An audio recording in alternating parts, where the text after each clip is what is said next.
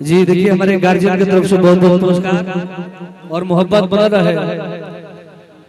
हर की पराथा जाति वीर के हटे बड़ी बादल है आई परंपरा यही के हटे। कहता कहा रहे भैया कि जो रानी भगवान करता रे बेटा उड़ा के बजा दो भैया।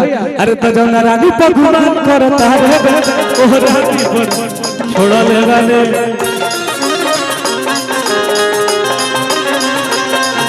रानी भगवान करता रे बेटा ओ रानी पर छोड़ ले वाले।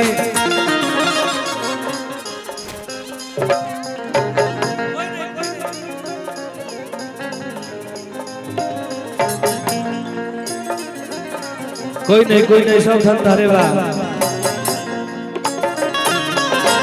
भाई रे जो रानी भगवान करता रे बेटा ओ रानी पर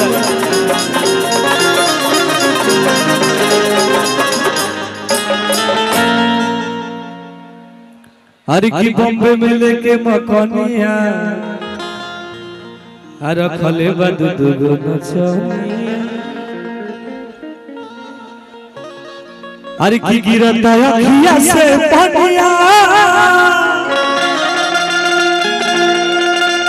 अच्छा ठेला वही जे चटनिया।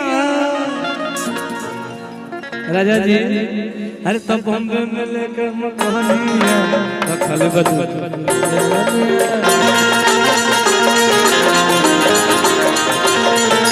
बॉम्बे में लेके मकनिया रखल बद नचनिया।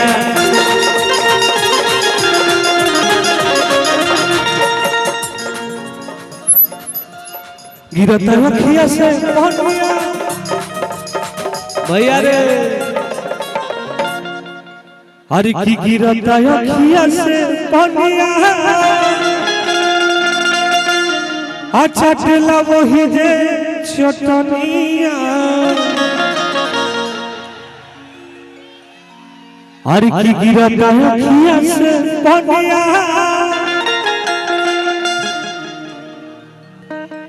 ललकी ए ललकी लाल सड़िया में पाट लागेलू राज कर लो भाई बस एंजॉय करना है। इधर बैठ जाओ इधर बैठ जाओ आप इधर आ जाओ तारा के बहुत लोग पसंद करते हैं वो। हर की गिरता अखिया से पनिया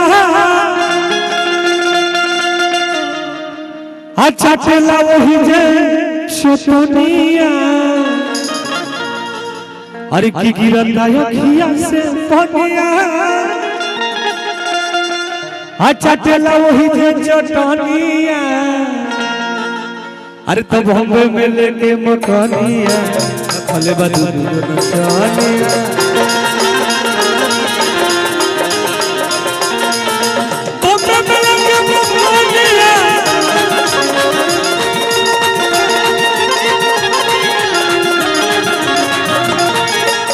गिरता अखिया से पनिया चटलो ही चटनिया।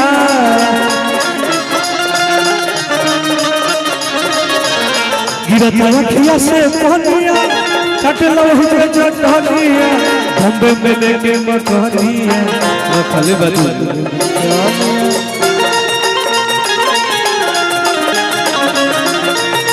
बॉम्बे में लेके मकनिया रखल बद नचनिया।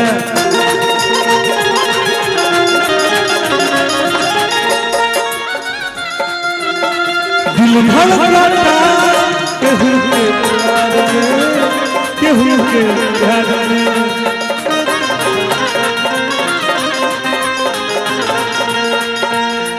दिल मस्त भइल बा मस्ती में कल प्यार के गस्ती में।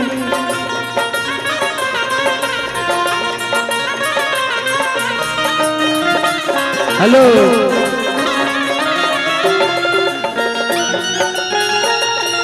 दिल धड़कता केहू के प्यार में केहू के प्यार में केहू के प्यार में केहू के प्यार में।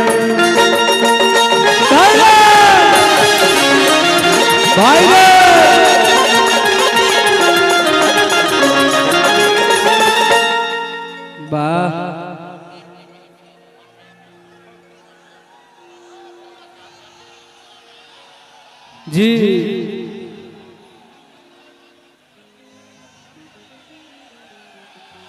Love you love you love you.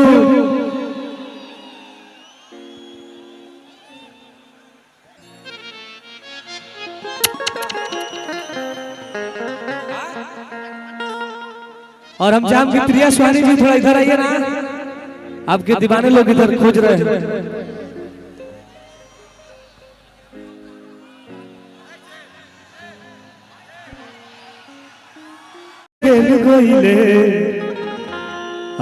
तेल कहाँ से कइले हमरा बाबू के अकेल कइले तेल कहाँ से कइले भैया। अरे कि अब हो गई के हुआरी के, अब हो गई के हुआरी के, अब आशा न करो फूलौरी के।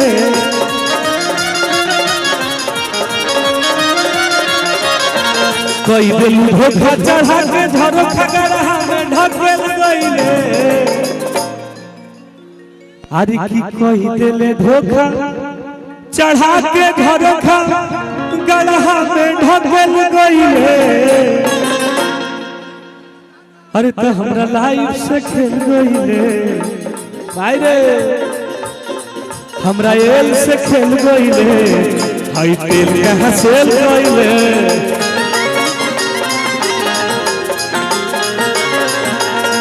हमरा बाबू के अकेल कइले।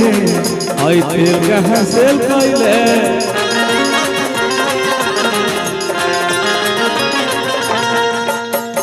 भैया भैया ऋषि जी मैं चाहूंगा कि 2-4 मिनट भाई बोलो और मुझे थोड़ा सा पानी पिला दो भाई, पानी की जरूरत है। मंचा सेन बिहार की आन बान शान टुनटुन यादव जी भागलपुर के नौजवानों के हवाले है। आज हमारे गार्जियन बच्चा यादव जी लल्लू भैया के माध्यम से भागलपुर की ऐतिहासिक धरती पे आने का अवसर प्राप्त हुआ। दिल से थैंक यू बच्चू भैया को और लल्लू भैया को।